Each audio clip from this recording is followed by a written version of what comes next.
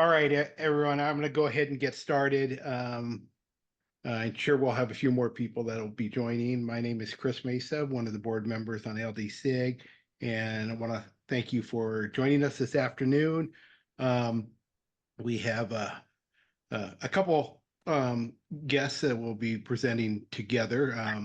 We have Doug Harding, who's actually one of the is the vice president of the LDSIG, and we really have what I would call a layout design review case study. So kind of walking through the process that they went through in trying to get Chris the best layout he could have, given his constraint. So that's what the discussion will be.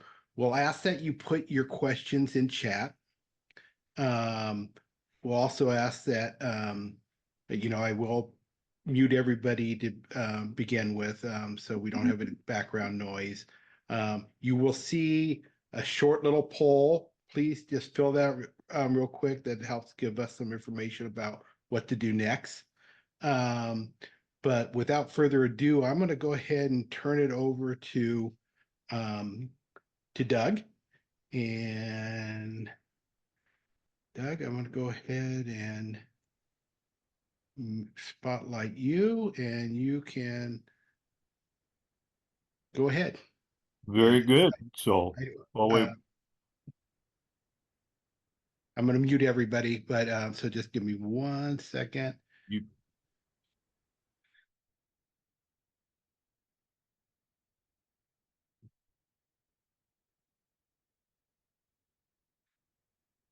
And then I asked you to unmute, Doug. So I did. All righty. It's all yours. Well, we welcome everyone to this exciting afternoon of the Layout Design SIG. And I know there's folks from all around the world. I'm recognizing a few names who are joining us. Some of you I've met through conventions and other facilities. We're sitting in the basement of my house where my train layout sits. You can see a little portion of it behind us. I have with me in the yellow shirt is Chris Bertelson, who contacted me about a year and a half ago. It says we met one time previous, but my memory is so short I don't recall. But it doesn't matter. He wanted a little assistance with designing a layout because he was in the process of building a new house and getting ready to move into it. Chris lives about 24 miles from me, give or take. So it was convenient for him he's getting into understanding operations, etc. He was here yesterday to crank the throttle with us here in the basement. So welcome, Chris, and we will take you through this. I've got a PowerPoint with me.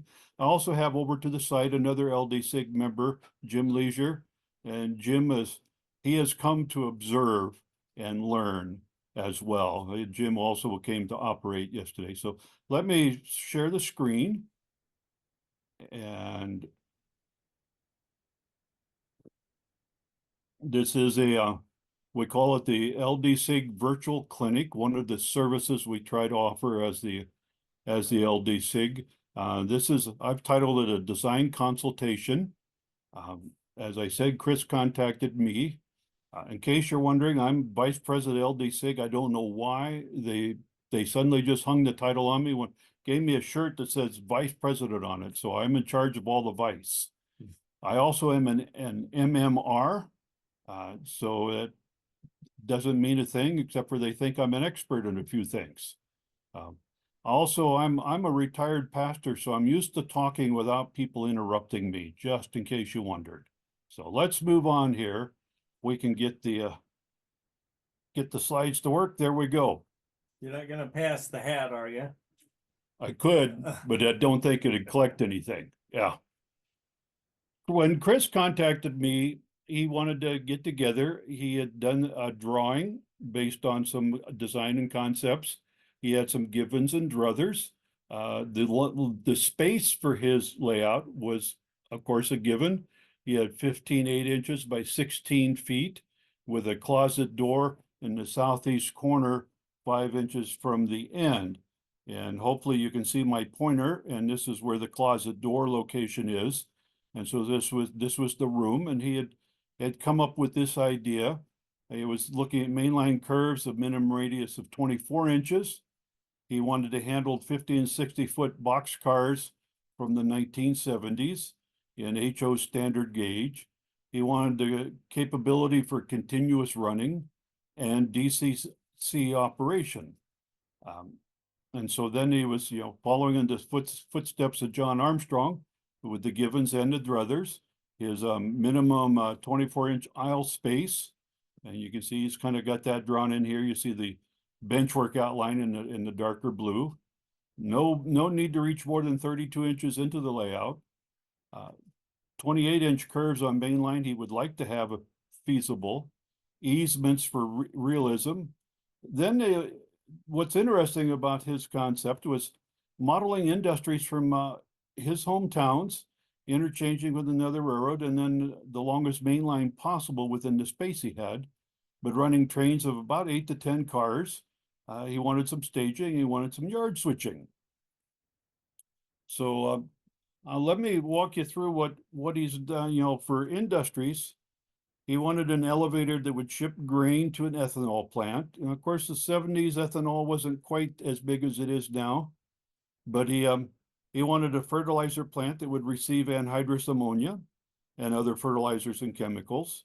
He wanted a feed mill that would receive feed and grain as well as hay, a lumber yard that delivered lumber, the ethanol plant that receives the grain and then ships out ethanol, and of course, in ethanol tank cars, an anhydrous plant that ships anhydrous out, and a battery factory that would receive lead and plastic and then ship out the batteries.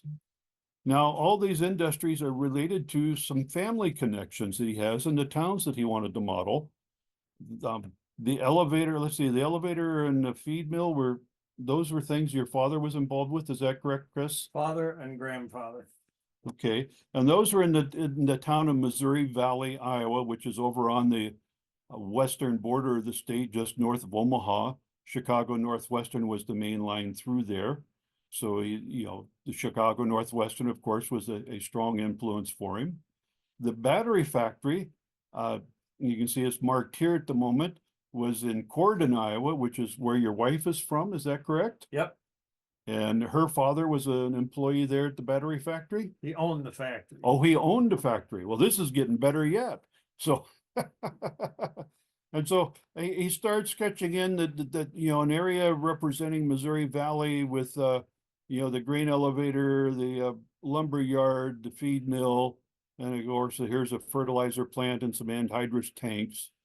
So this is an early sketch he did, and we wander around. I believe this was the ethanol plant up here in the corner. Is that correct, Chris? Correct. Yep. Yep, and wander around, we can see a branch going off here with the possible idea of bridging across the closet on into the rest of the basement, or at least part of the basement, should he get permission from the real estate control individual in this household. Yep. We won't discuss that matter at the moment, but you all have gone through that at different times, I'm sure. So, but you'll see, here's the battery factory. Now, Missouri Valley and over here in Corydon are separated by about 150 to 200 miles in the state of Iowa, served by two different railroads. So we're working with some concepts that he wanted to include. And you can see there's a small yard here and a turntable sketched in, and you can see a siding, passing siding up here. And of course, this connection for possible interchange and maybe expansion of the railroad. So have we covered everything, Chris? Yep. All right, so this is what Chris, well, he brought this to me, but then he brought another sketch, and let me go to that one. I might mention this room is open on the bottom. So across the bottom, there's not a wall there. So there's access to that whole peninsula. Okay, so let's see. And let's see, he's been consulting with some various other people. So this is a drawing he emailed me this morning where I was off doing church stuff, big celebration things. But you said this was an early on, someone helped you come up with a concept for this space? Yes.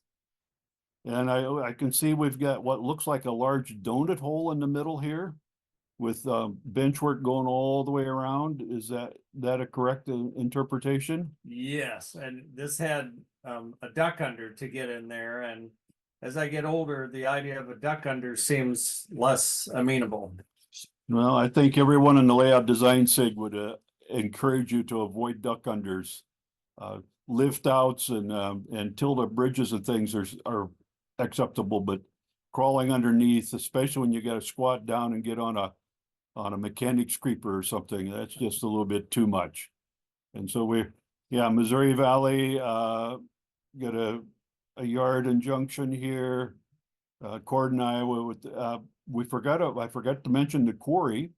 You also were wanting to include Winterset, the town you live in now, where there's a limestone quarry. Yep. Provided a lot of limestone for the cement factories in Des Moines. And so that was something that we started working on to include. And you've got Corridon, the anhydrous, served by the CB&Q. This is the 24-inch minimum radius, and the scale of the drawing is roughly 1 inch equals 1 foot. So, and all terrain can be moved to fit industry yard configurations. No grades whatsoever, so this is all flat land, which most people think Iowa is flat until they arrive on a bicycle. That's a different story. So, but this was a sketch you rejected early on because of the duck unders. Is that correct? Yes, that's right. Okay, now, and this was a Power zones. the power dome, same. Yeah. I didn't get that one removed. Okay, and now here is a refinement of that drawing in some way. I think this is staging underneath the other deck. Okay, all right. I see where it says upper deck and lower deck. So some staging that would come out of here. This I never saw, so I didn't know these drawings existed until today. So I'm just going to move on. I hope everybody's enjoying the commentary.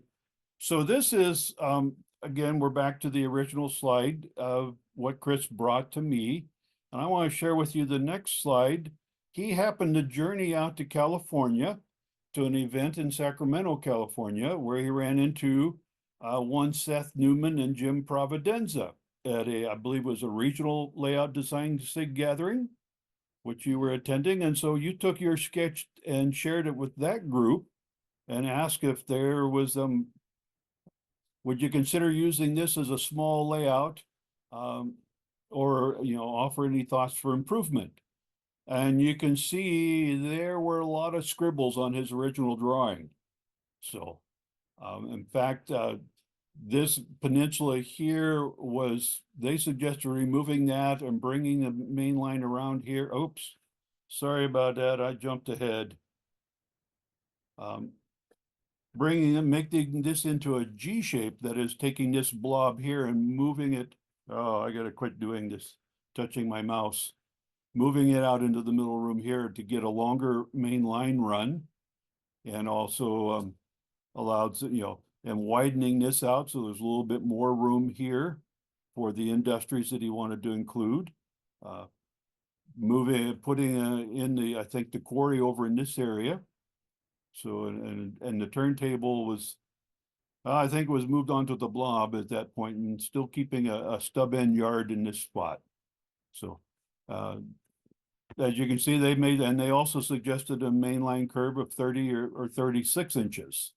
So this is when you start getting different people involved in the discussion and the process. And I do know that Seth and Jim are very active out on the San Francisco area with the LDSIG as well as the OPSIG. And I've been out there a couple times and have attended one of their LDSIG, throw out the idea on the floor and everybody jumps in with ideas and pencils and starts, well, what if we did it this way? And what if we did that? So it's great to have that opportunity to share some ideas, get some thoughts. So Chris, I'm going to ask you if you have anything more you want to share about that experience. It was just great to get experienced perspectives on this, and to I think it has the same running length, but I like the G idea. I wanted to explore that a little bit further in AnyRail. So let's move to, this is a drawing that Chris, based on that conversation with Jim and Seth, he refined his drawing. And you're doing this in some sort of a CAD program, is that correct? Yeah, any rail. Any rail CAD program. So, and you know, he's come up with a name for the railroad, the Sheraton and Boyer Railroad. Sheraton is a town in south central Iowa. It's a river. The Sheraton River, Right. that's right. Yeah. That goes, and then Boyer is a river in western Iowa that dumps into the Missouri River down around the Omaha area. And it happened to be my initials too. Look at that. So the CBR.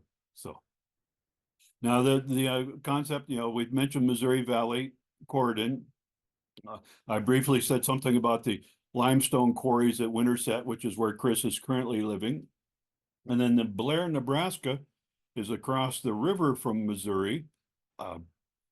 So we get that continuation of Chicago Northwestern, which is the general theme that he is wanting to include in here. So, but we can see now, you can see the G shape. The green is essential to the general bench work shape with some nice curves. We got a kind of a pinch point here to just less than 24 inches, but one person can get through here. We got another pinch point at 21, 22 inches, but we get a larger area in here for several people could congregate. And also here in front of the closet door, there's an area where a couple people, so you could have 3, 4, 5 people in here if you wanted to with an obsession.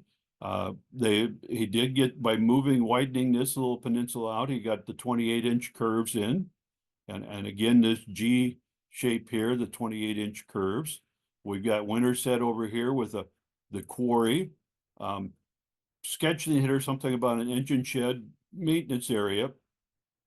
Chris and I in our conversation, because he's wanting to model the 70s and maybe even the 80s, I suggested just removing the turntable because they do take space, and for a smaller layout, that can become a concern. Instead of a turntable, just put in a couple parallel tracks with an engine shed.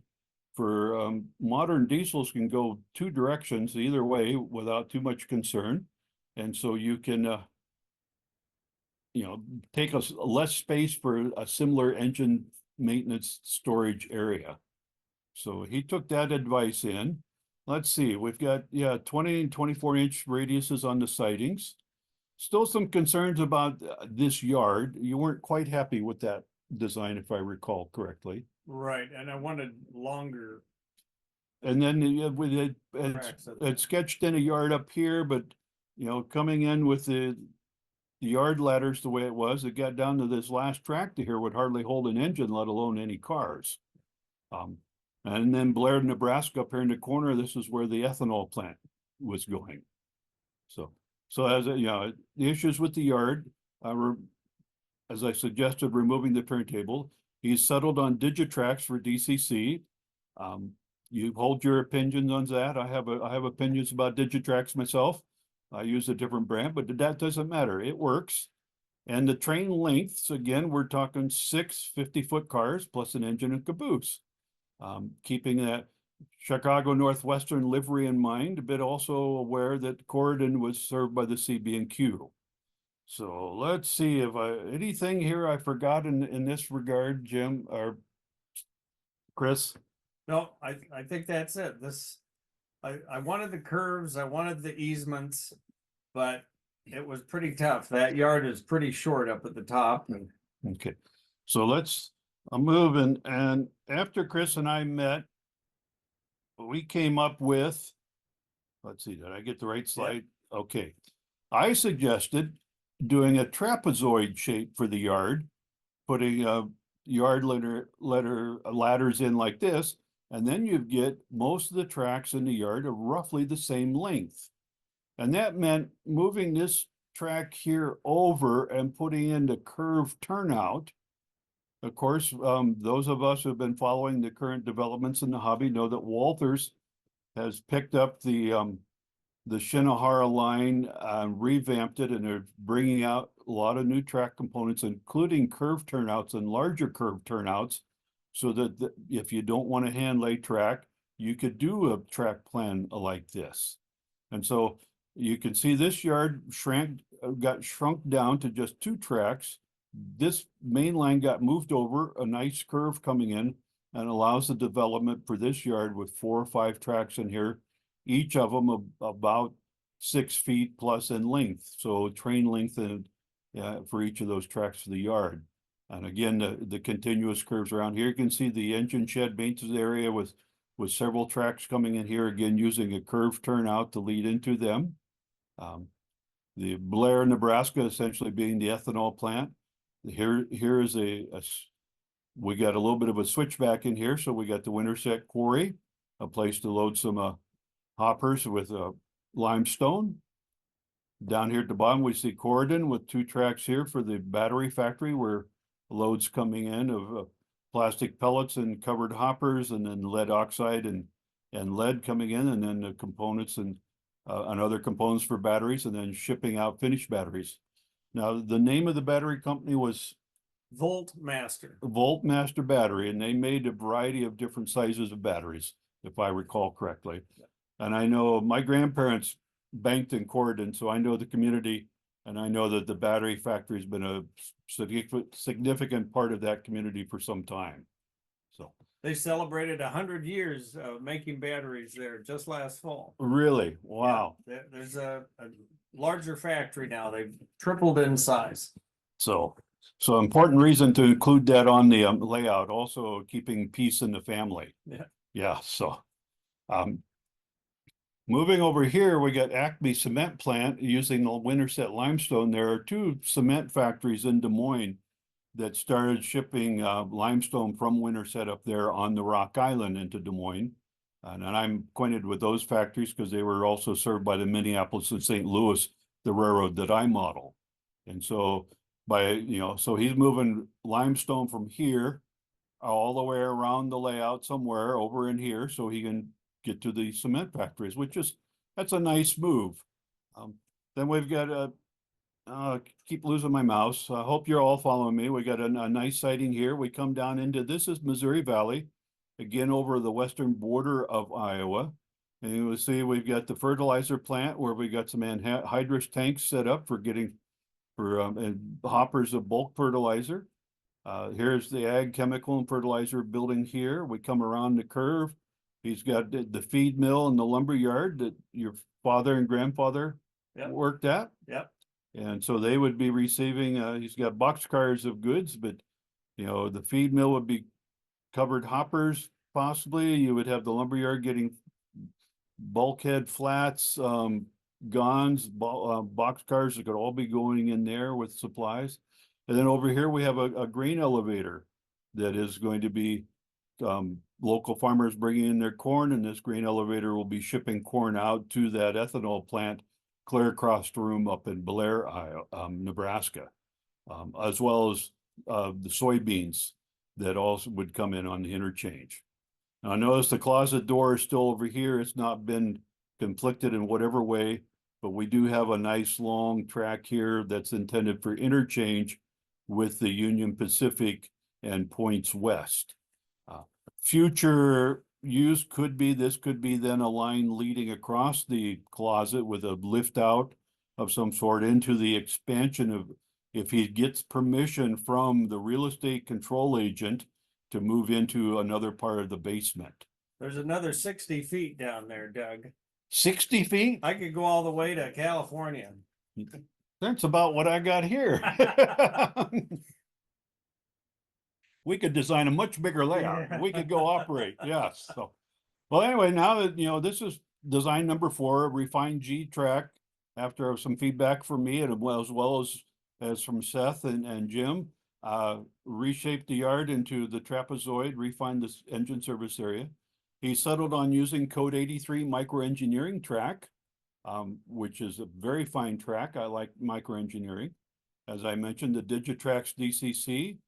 We discussed what size wires to use with DCC, and so he's going to use 14 gauge solid for his bus. That says bug. Oh, and then 18 gauge for his feeders, which is, I think, what a lot of us would recommend in that regard. We've got 2 sidings and interchange, a train length of 6 50-foot cars, engine and caboose. So 1 or 2 people could have a great afternoon or evening running on this layout.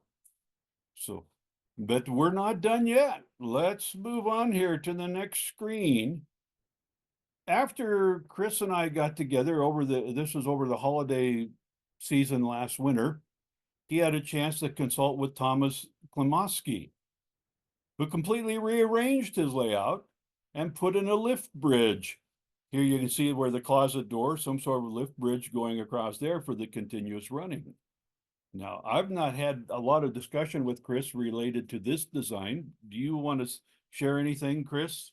Well, I heard Tom on the Second Section podcast, and he said, if you've got designs, get in touch with me. I'd be happy to look them over.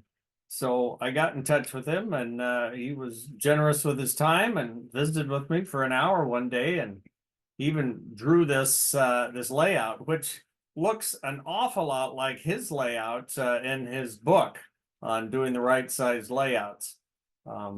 And it had some appeal. His contention was that when he built his layout, he wanted continuous running. He made a bridge so he could, and he ended up never using the continuous running. It was enough without it. I'm not so sure I would follow that path, but I was interested to hear that. Yes, and of course, up the top, we've got stub end yard, a couple through tracks, and then the stub end here with 3 or 4 tracks. And you can see, here's Missouri Valley here with the elevator and the lumber dealer, and then the fertilizer plant here, looks like we lost the feed mill. And down here, the quarry for Winterset, and of course, a much larger area for Cordon and the battery factory with a runaround track.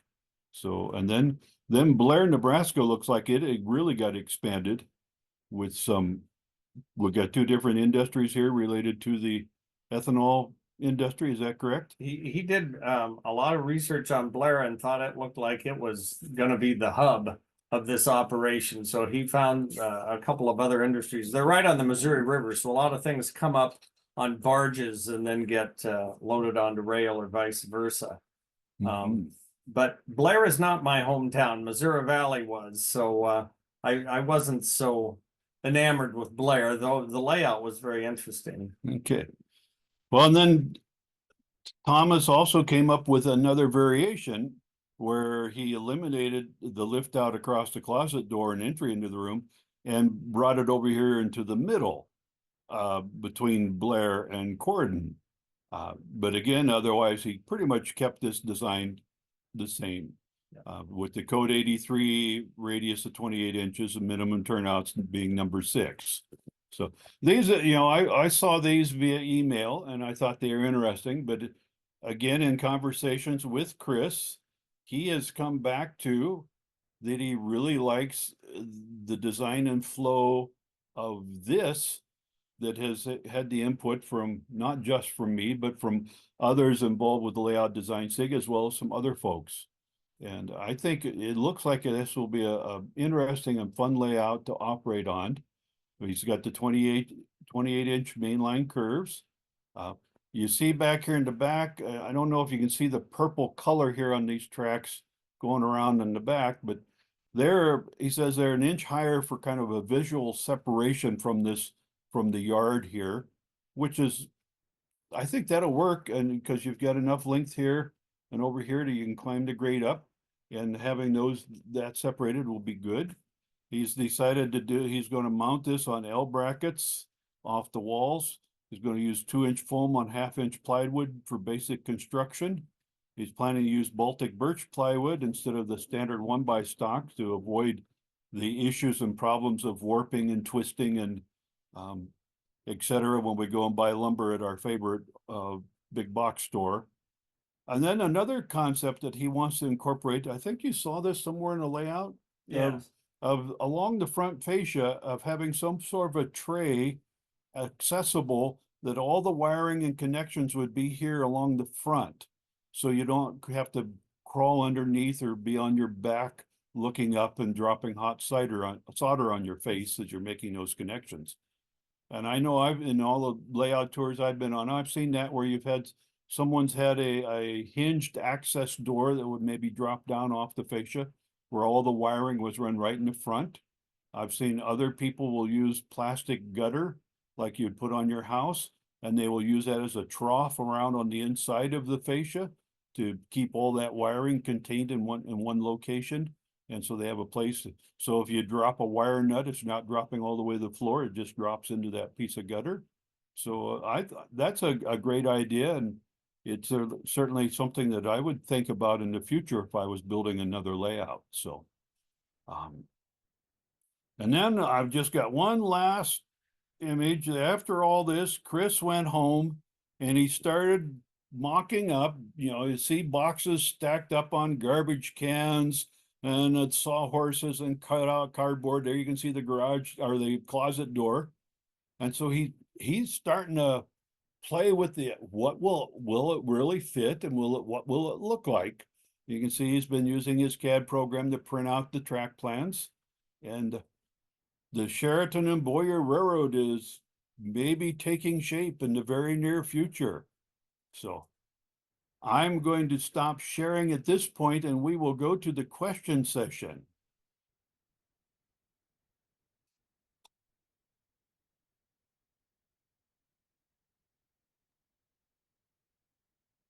All right, I'm sorry, I had to unmute myself. That's Can you hear okay. me? Can you hear me okay? Yes. All right, let me go and see if there was any immediate questions. If you have questions, go Well, ahead. I see one's popped up here. Yeah, We got several in the chat. there's one about, can you explain the description of the wiring tray a little bit more? A little bit more, okay. What I've seen is, gutter to catch the water running off the roof of your house is just kind of, it's a long trough type of, and I would use plastic because it'd be so easy to cut, and you can get that at any big box store. And you just fasten it to the legs of your bench work underneath the bench work. And it's a place that you can run all the wires pretty much together without having to drill holes and lose track of them. It's, you can tag, keep them color coded, tag them with tags. It's easy to access the wire nuts if you're connected that way, or the suitcase connectors, or even if you're soldering wiring together.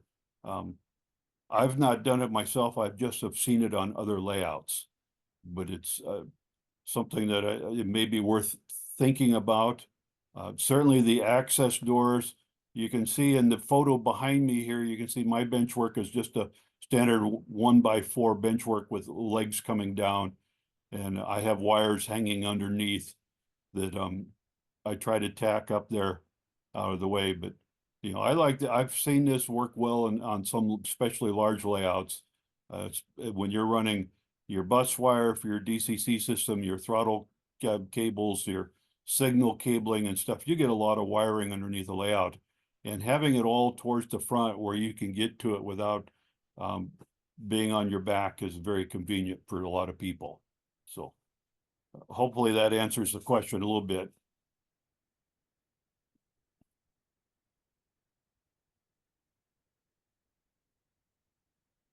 Yeah, and there's, I think somebody made a comment, which I agree somewhat with about, and it really depends on the complexity of your layout, having worked in electronics for a long time. Depending upon what all you were talking about, just the DC bus, that tray idea really doesn't have a lot of problem because, but once you talk about you have power supplies for lights and turnouts and things like that, well, then you start talking about inductance of wires and creating Yes. magnetic fields. And so you got to think about it. For some layout, that might be a really good idea. You also could be creating yourself without proper shielding problems. That's my personal opinion. But I think somebody else made that comment about that, and I'd kind of like to, I kind of agree with it. Though that might not stop me from doing the tray idea for a certain set of the wiring that you want to do. So I think you got to think about that and how complicated electronic wise you are. You got switches signaling, occupation, and running LCC, DCC, you need to think about inductance and that on the tray idea. Though many people have done it, and it seems to be working for them. So, Mhm. and you can read about DCC, and you'll get multiple answers of whether those wires should be twisted against with each other, separated apart from each other. And Digitrax will say one thing, and NCE will say another thing on it. So, you kind of have to decide what you're going to work with. There's a question. Did you see the question that just came in? I've seen several of them pop up in here, and I just, There's letting one you about run the. how would you operate this layout? For example, do trains coordinate the yard? Well, that's a good question. Chris has not had any experience with operations to speak of. Like I said, he was here at my layout yesterday, and we gave him an easy job where he had to stand up on a step stool. And plain track. And clean track, yeah, well, we have those problems. But yeah, I would say that, you could start with a train in the yard. Maybe have an assignment to run over to the interchange track where you would pick up the cars that were there on the interchange track, bring them back in the yard, sort them into a train that might, depending on what needed to go where. You could actually have a couple trains, one running down to Cordon to work the battery factory, another train going into Mo Valley to work the lumber yard and feed mill, etc. He mentioned shipping grain to the ethanol plant, so you would have a train that could be dedicated to that service that would make the complete loop around the layout as it goes from Mo Valley up to all the way around to Blair, which is like 2 miles across the river, but we want to take advantage of the layout and run all the track we can. So, but I would start with trains in the yard, or, you might have a dedicated train already at the elevator where it's been loaded up. And so the next session, it's ready to head out. I don't know, how many people were you thinking of having to operate? I would guess maybe 4. It's Okay. not a lot. Well, and because you're still new to the idea of operations, it's, you're not quite sure either, and I Right. understand that. Yeah. I have a layout that will handle 20 people, so it's a whole different ball of wax for me. So hopefully that helped a little bit. That's me talking off the top of my head, which, I'm a preacher. I'm good at doing that. So let's find another question, Chris. Yeah. Hey, Jim Robertson, do you want to unmute yourself and go ahead and ask your question you had there? I think that's a good one. Yeah, hi, thanks. Some of the designs indicated that there was staging underneath to the bottom left. And I wasn't sure if that was in the final design or not, and it wasn't clear to me how trains would get down there, what the grade would be, what amount of clearance there would be to get fingers into that staging area, and what that staging area might look like. So I was just hoping to hear a little bit more about that. I tried working out what the grades would have to be, and I abandoned that idea of staging beneath this table. So those were just aspirational in some of the early designs, but not to be pursued after more analysis. Correct. Okay, thank you. Yes, I did see, I think Travers posted a note that the purple tracks that were on the 1 inch higher elevation could potentially be staging tracks. And where you would have a couple trains staged up there, and they could come down in, and a 1 inch separation in about 15 feet is not a very steep grade to contend with. So, is that correct, Travers?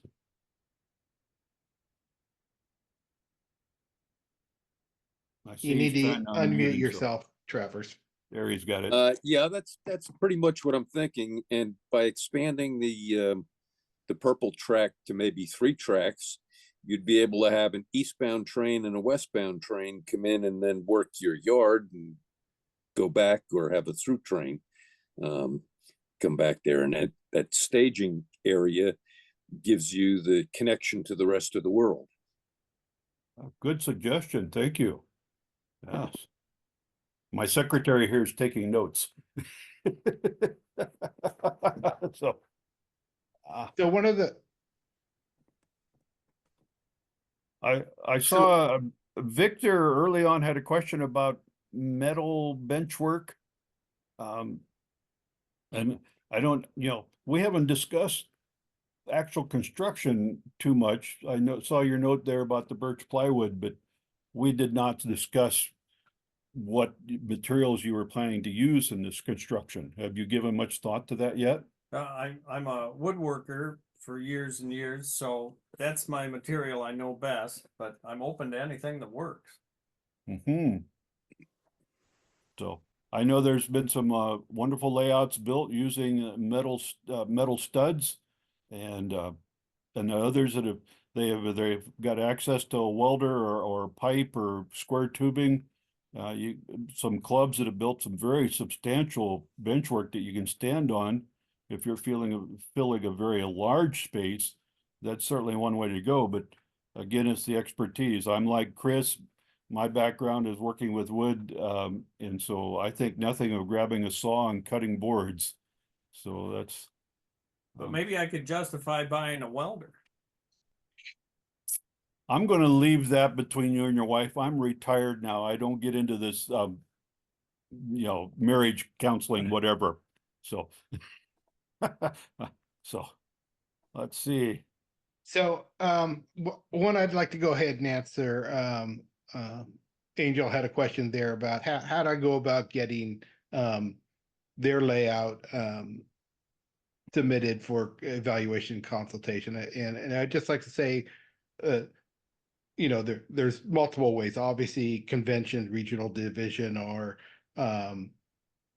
national are always good ways. But probably the easiest way is to either submit and make sure you include your givens and druthers in it, and then whatever sizing you have, and then take them to either our Facebook LDSIG group, Facebook group, not the page, but the group, or the Group IO LDSIG group. You will get more feedback than you probably want, but you also probably one of the best ways to get a connection to an individual who might be in your area, or you could also do it virtually. But that would be the easiest way. Anything you want to add to that, Travers or Cal or Doug? Yeah, I would say, working with Chris, because he lived just 25 miles away, and here in Iowa, that just means getting on an empty highway and driving. It was easy to get together. We did a lot via back and forth with email, and including sharing some of the sketches and drawings that he did. And, I'm not opposed to doing this with anybody. I've had the chance to be a consultant at some of the national conventions where we sit down at a table and someone brings in some sketches and drawings, or they just want to talk because they don't even know what a givens and druthers means. What does that, explain to me what that means or what I need to know. So sometimes a consultation might begin that simple. The givens are things like, I got this fixed space, it's this size, and it's got a door here and a window here, and what can I build in that space? Givens are, I would really like to have, but I know it's not going to be possible. I see Matt Thompson popped up here. Matt and I consulted a while back on the meatpacking plant that he built. Now he's torn that down and building a new one. So I got to get hold of Matt here and find out what he's doing. But it's been interesting.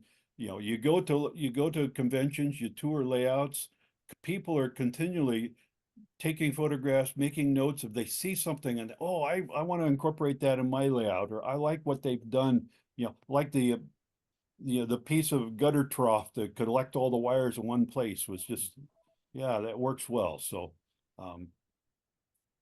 that's I'm rambling. Go on. What next, Chris?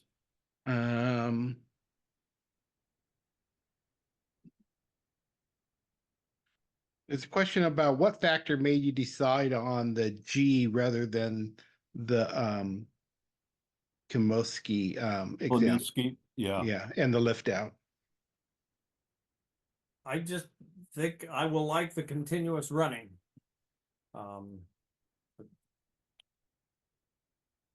That pure and simple. And the lift out just looks like it's a problem that can be solved, but if it's a problem I can avoid, I would rather avoid it.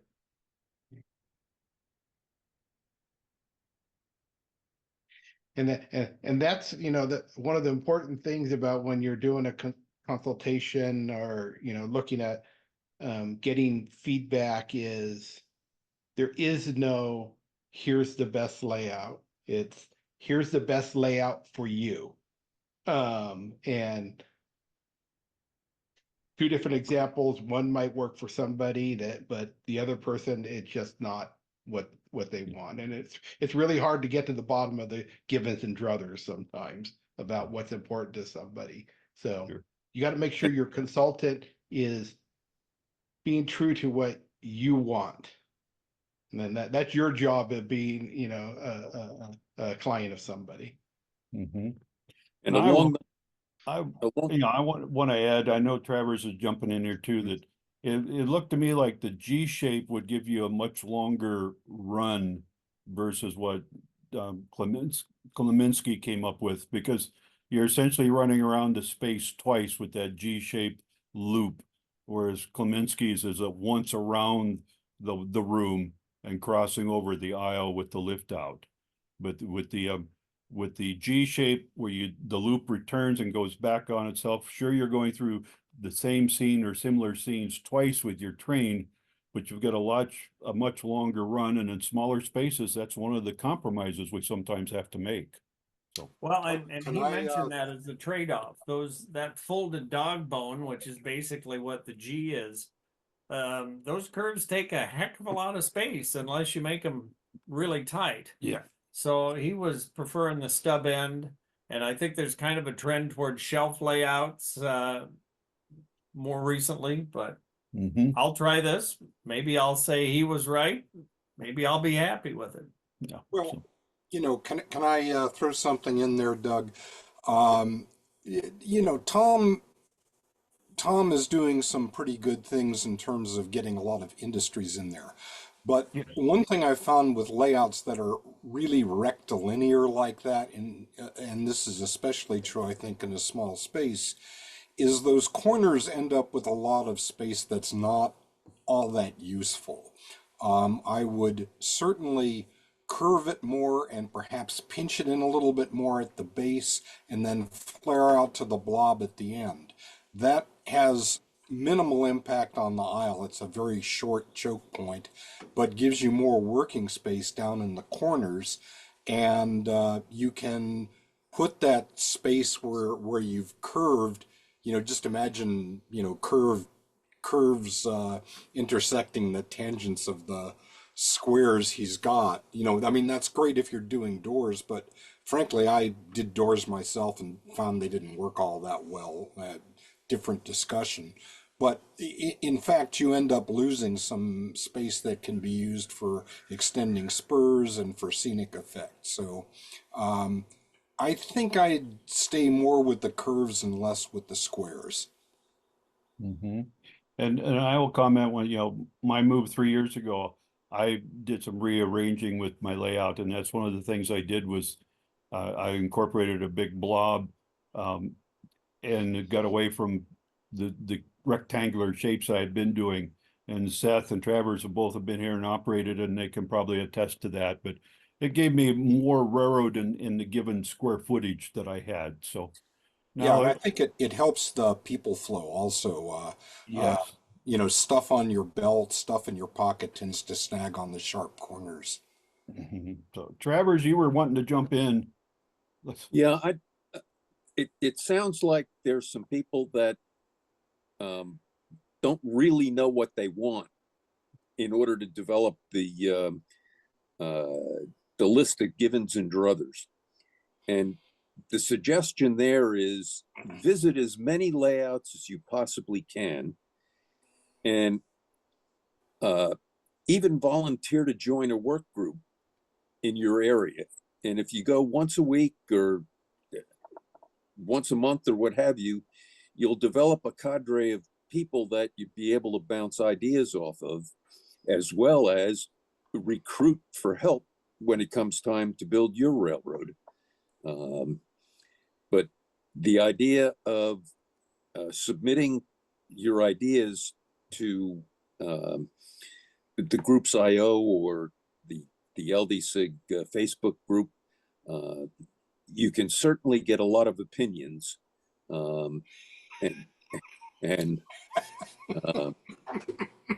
model And railroads opinions are like what, Travers? Yeah. So you got to sort out what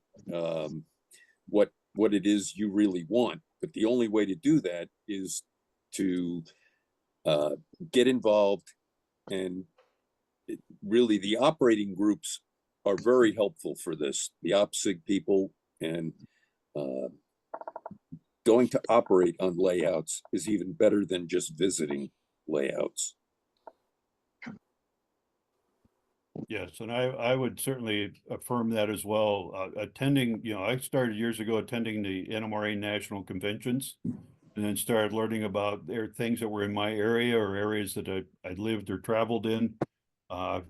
So it's been a wonderful insight. And if I was to start over again from what I started 40 years ago, I would probably build a slightly different layout.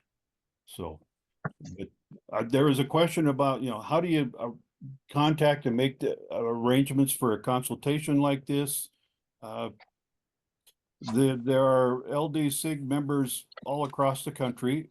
Those of us who get to the national conventions or some of the regional conventions with the NMRA are certainly willing to get involved or assist.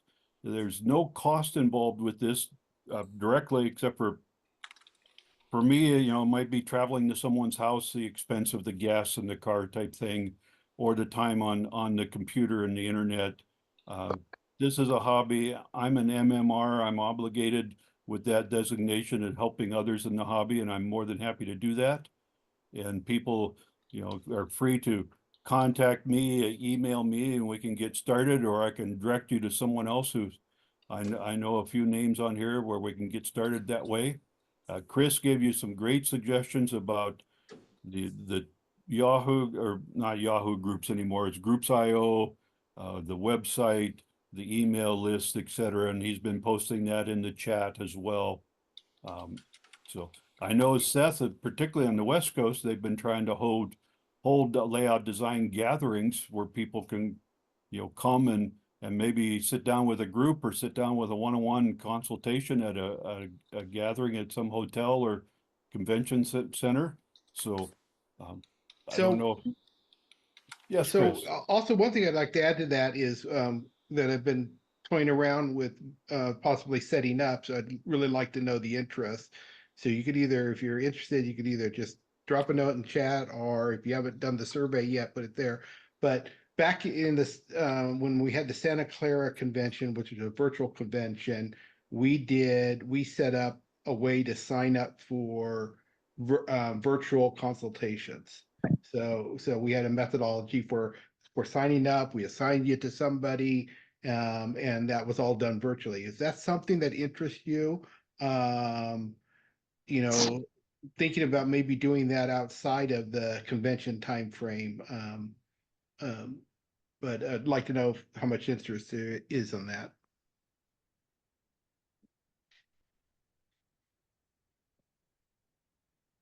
Okay, so I'm not sure if I missed any of people who put questions in chat. If I did, feel free to unmute yourself and just put out your question there. I think somebody did have a question about, was there any costs of these consultations? And the answer is no. You can go out and find somebody to pay to have a design done, but when we're talking about what the LDSIG does, that is no charge. Yeah. So I anybody, did have a question that I don't think got addressed yet, and that's how many people would you foresee operating the layout? And that did get answered in terms of 4. I'm a little concerned with aisle space for 4 people in the pinch points in the layout as designed. Could you comment on that? I will say Chris is skinnier than I am, so it might work. We could have skinny operators or tighter curves. Yeah, there are 2 pinch points that are down to around 22, 24 inches, which is, well, that's the minimum that I would go at a pinch point, but they're also on curves, so you get past that initial point and it expands into a little bit opener area. And I know when we were looking at that G plan, there's space for a couple people to congregate there near the closet and entry, and then you get past that G on the other side, there's space for several people. But back in the corner, there might be only room for 1 person. But if you're only talking 4 people and you can find 3 or 4 spots where people could be, sometimes you might just pass something on to someone else. You get a train into the yard and someone else takes it on over to the industry instead of physically moving over there. Or as you know, on some op sessions, you team up. You have a 2-person team. One's running the throttle and the other one's handling the paperwork and giving instructions.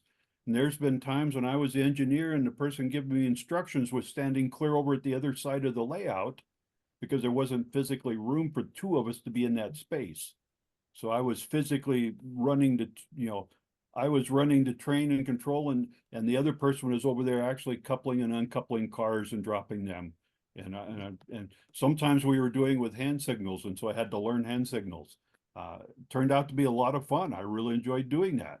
So there are many different ways to hold an op session and host an event to have people come in. So, yeah.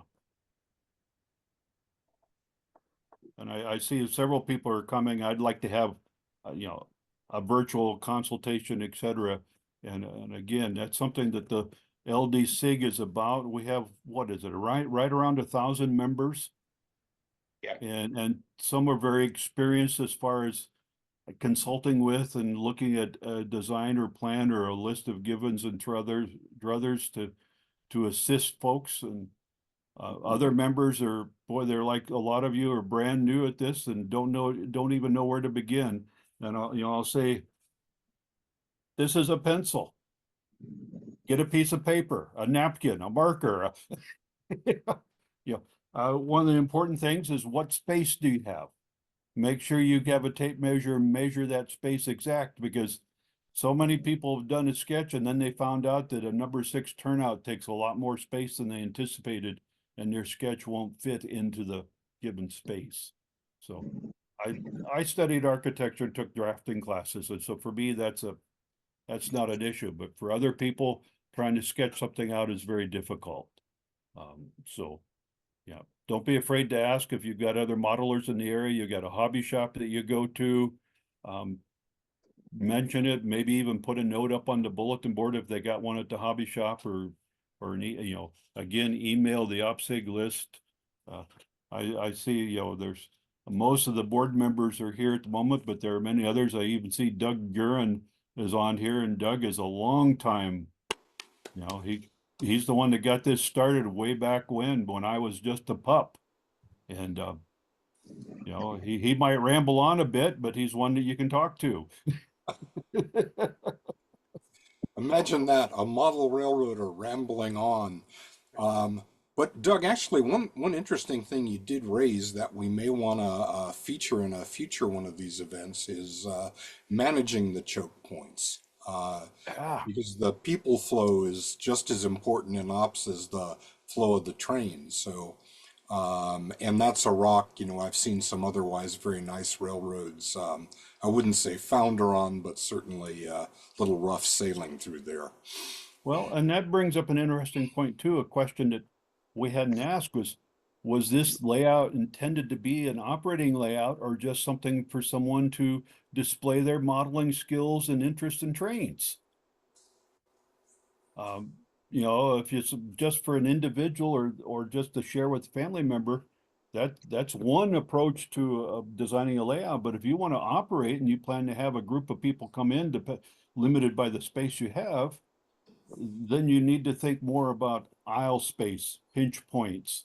Where are people going to be standing to work in the yard versus a train going, someone going by you with a train? Because you certainly don't want a yard space where the 21-inch pinch point is.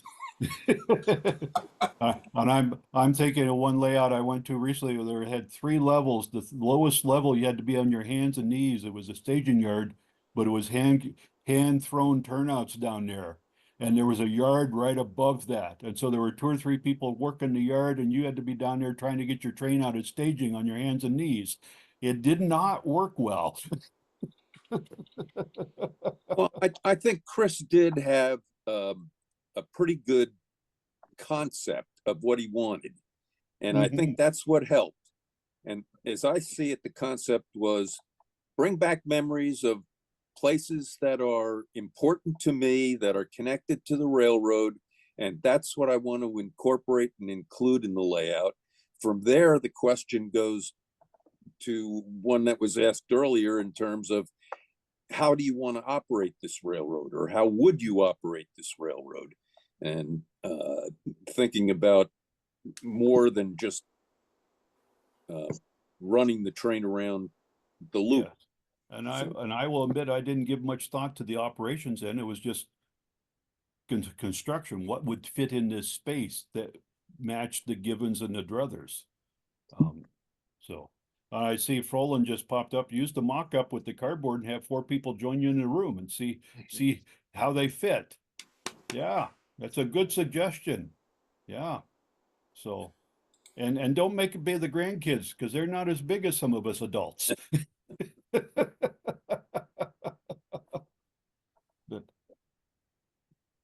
of course, you can invite the neighbors in and they'll think you're really crazy, but that's a different matter. You never know. You might recruit an operator that way. It's happened many times. That is so true. All of us could hold an open house. I've gotten in the habit of now I do an open house around my birthday. This is a good excuse to have a gathering of friends that are of like interest. We used to do it at Christmas time. Now we do it on my birthday in the summertime. But it's just, yeah, so. Well, I really appreciate all of this feedback, and thanks to Doug and Seth for kicking this off. When I was out in Sacramento, I've got a whole page and a half of notes here, and I don't know if I'll end up with a perfect layout, but I am ready to start moving forward and start building bench work. Thank you very much. Yeah.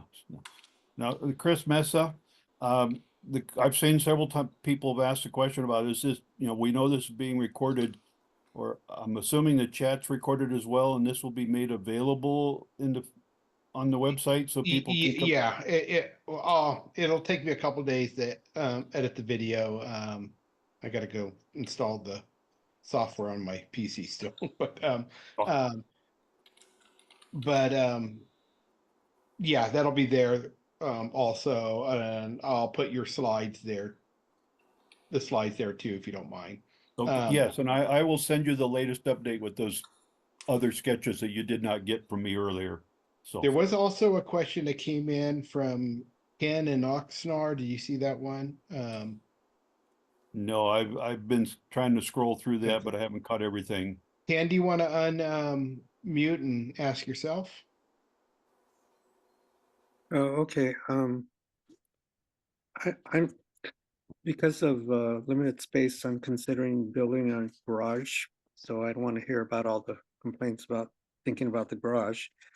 But to allow the cars to still go in, I'm thinking of just building shelf layout around the walls. And to get things going, just thinking of doing this modular piece by piece. And up to now, I was just picking places that, or one place that I thought was interesting to me, and thinking and planning out the track on that one module. I was wondering, but I still wonder And one input as to, do you think I should go ahead and plan the entire layout eventually that would be built? Or is it okay just do module at a time design? Well, Ken, I will say that parts of my layout have been in 12 houses. And there's been modifications every time I've moved. And so it's been expanded and rebuilt and et cetera. I also see you're in Oxnard. Is that up near San Francisco somewhere? No, that's near Bruce, though. Okay. Yeah, it's very much near Bruce. Uh, Well, yeah, Yeah, I would I've suggest, I've gone to the Santa Barbara up sessions where Bruce is. okay, all right. Yeah, because I know there's layout. California doesn't have basements like we do in Iowa. So they convert garages into storage of model trains instead of vehicles. I know that Jim Providenza accommodates a vehicle in his garage where he's got one shelf that is right where the garage door is. You drive underneath it. You just don't wear a top hat in the convertible when you pull in. And he So- backs the car out for op sessions. So Ken, my thoughts on that is I don't think you want to do a module in isolation if your plan is to have more than one. Where is this thing going to go? I don't think you have to have the whole layout planned completely, but what is the flow of the layout going to be? And you can build one at a time. That's fine. Yes. But I think you want to know what is the flow. And when I say flow, where is this train going to go to after this? What kind of train is going to come in here? What do I want to see? Or maybe it's what kind of scenery do you want to have over there? Depends on what's important to you. But I do think you want to have a general flow of the layout with major aspects of it before you build, one module. Expanding on that, I think that this goes back to what we talk about in boot camp and make only new mistakes.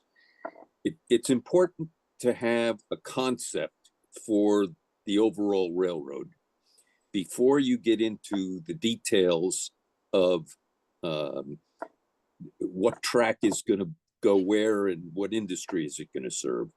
I think that you need to think about, as Chris says, what's the traffic going to be like on the entire layout before you build one module and then find that that doesn't quite fit with the overall plan that you have.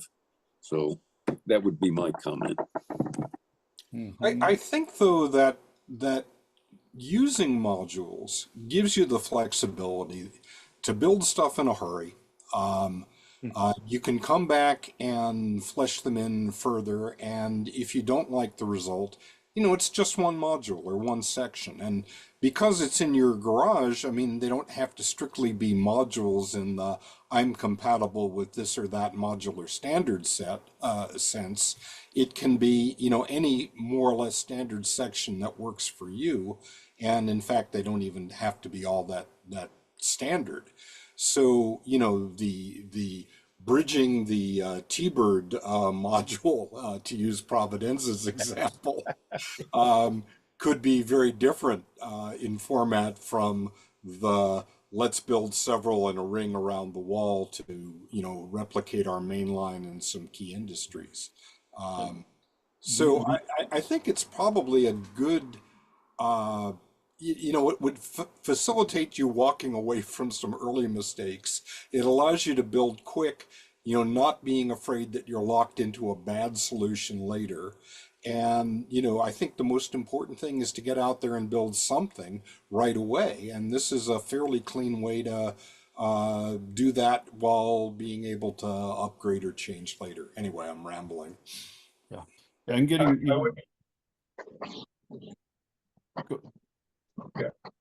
Okay, yeah, I would just add to it that there's no reason why, I mean, it's good to have an overall idea of what you're doing, but, you know, as you go on, you realize that you want to rework some of the stuff you haven't built yet, no problem at all. You're not locked into the design. Exactly. Yeah, Yep. yeah, and I'll add to, you know, to that. And when I say you should have a design of the flow in the industry I worked in, we either had a highly spec model or you had a prototyping model. And there's the advantages to both. The advantages to a highly spec model is you do it once and you hope you get it right.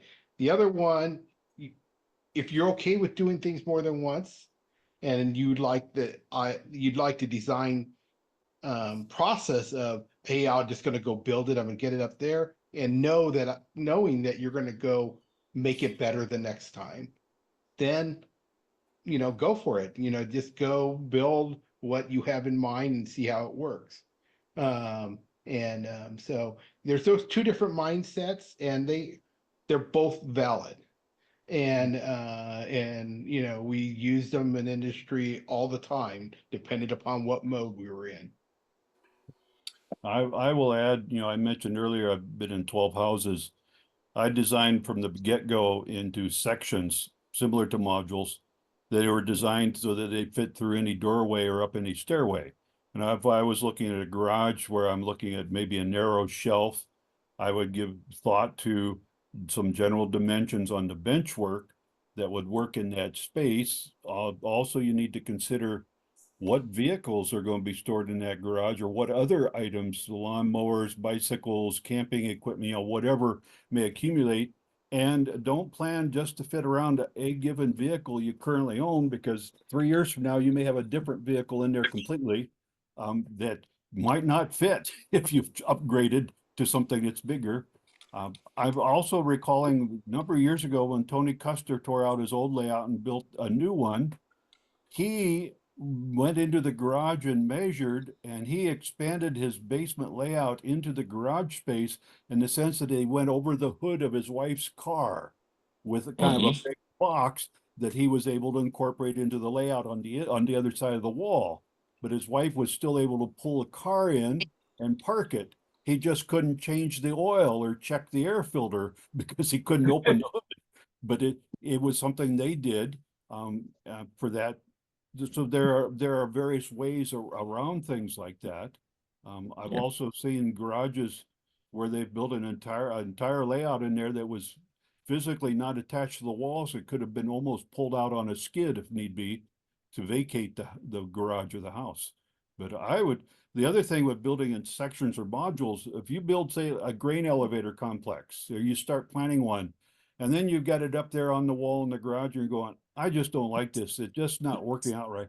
You can pull that section out, trash it, convert the grain elevator into an ethanol plant, or an automobile factory or something, and you're not destroying the whole layout in the process. You're just making changes on one small piece of footprint. And you can even build several modules that might be stored up higher on the shelf when you bring the grain elevator down for one session, and then you put that up there and you bring in the automobile plant, assembly plant, for another session. Or you start thinking that way, and you get a lot more versatility and your chance to select different industries that you really would like, but you can't get them all into the same space. So. Yeah, one other thing, take a look at David, if you have access to the old MR articles, or somebody has copies you can look at the old David Barrows series of building things in sections. And if you build it, and if you don't like what you built, like to add on to what Doug was saying, if you don't like what you built in the grain elevator, move it. You may want to rearrange. If you build it in sections, you may decide you want things in a totally different order. And if you build it in sections, there are advantages, particularly along a wall of a garage, of just rearranging things, or a very small basement where you have to leave the middle open for the kids to play in. So that's just my thought. Yeah, I'm thinking too, a garage, you want to conscious, if you got a 4-door car and you pull it in there, you open a door, you got so much room to open the door into. But boy, if you take a two-door car in there, the doors are bigger and longer, and you may suddenly be crunching a layout if you've traded cars in that regard. So you need to give thought to what will be in the garage besides the layout. As you know, the height of the shelf, how much space have you got for the width? You might want to say, you know, reconsider, should I do this N scale versus HO? I can remember my grandfather had a piece of plywood hinged to the wall where my uncles had their Lionel train set. And it folded up against the wall, and they had to back the car out to fold it down so they could play with trains. So, yeah, and I see Ken's asking what year with David Barrows. That was pretty much in the 80s and early 90s, if I recall correctly. So I think so. I certainly that was some of my inspiration. You get a fairly linear plan doing that, but it works and it goes up fast. And as Philip said, you can rearrange them if you need to. And, you know, very often after running it a little bit, that may turn out to be a great idea. So, you know, that's, you know, he's a very smart guy, has very good ideas, and they're still relevant today. I just stay away from the hollow core doors. If you're tempted to do it, contact me offline, and I'll tell you why you don't want to. Somebody asked about what would be the #1 book, and I would say Armstrong. John Armstrong's. It was edited 3 times or what have you, but it talks about the prototype, talks about how to model prototype, how to condense it down, and it goes through the whole idea of designing and planning the layout. Seth, you got a book? Yeah. Track plans Be for realistic careful about- operations. Yep. Yeah. Just be careful about some of those early plans because the aisles are impractical and the reach is impossible. Yeah, John was a skinny Scotsman, and having been to his layout just where he passed, yet with a lot of current size model railroaders with 24-inch aisles, it did not work. And he designed that layout, his own layout, for tower operation, not for walk around. So, yeah, the aisles 24 inches will not work. I'd heavily suggest reconsidering that if you have more than one person that's going to be in there, or you're not doing tower operations. Yeah, having been a regular on an Armstrong design layout, I got to say he was a runty little guy. Yeah, skinny Scotsman is what I think the DC guys basically called him. So Yeah, I knew someone who took one of his plans that was done for O scale. They shrunk it down to HO scale, and they didn't expand the aisles enough. Well, the biggest thing, you need to build it high enough so the pot bellies will go underneath the benchwork.